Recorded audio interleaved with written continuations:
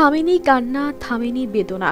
মায়ের চোখে এখন শুধু অন্ধকার, আর বাবার মনে জ্বলছে অশান্তির আগুন। একমাত্র সন্তান হারানোর শোকে মা হয়ে গেছেন দৃষ্টিহীন, আর বাবা মানসিক ভারসাম্য হারিয়ে বেঁচে আছেন এক শূন্য জীবনে। রাজবাড়ীর তোফাজ্জল হোসেনের একমাত্র ছেলে শহীদ সাগর আহমেদ ছিলেন মিরপুর বাংলা কলেজের অনার্স শেষ বর্ষের ছাত্র।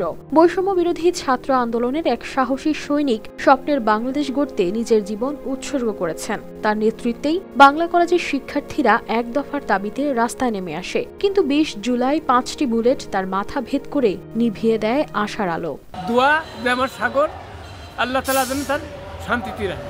আমার সাগর সহ যারা জীবন দিয়ে চলে গেছে, আল্লাহ তাআলা সবারই শান্তি রাখে। বর্তমান সরকারের কাছে আমার এই অনুরোধ, আমার সাগর যেন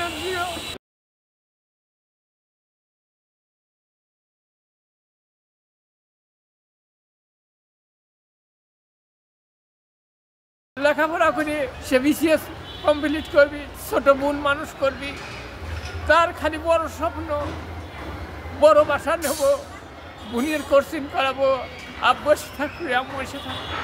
শহীদ সাগরের মৃত্যুর পর তার পরিবার দারিদ্র্যের কষাঘাতে হয়েছে আরো বিপর্যস্ত।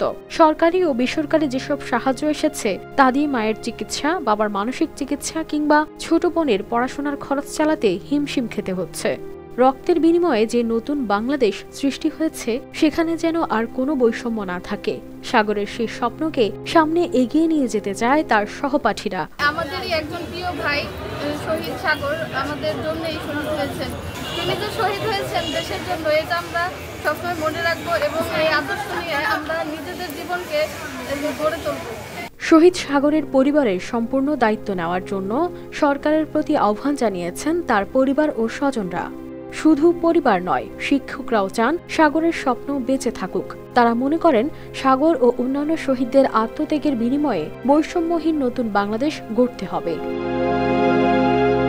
News desk, RTV।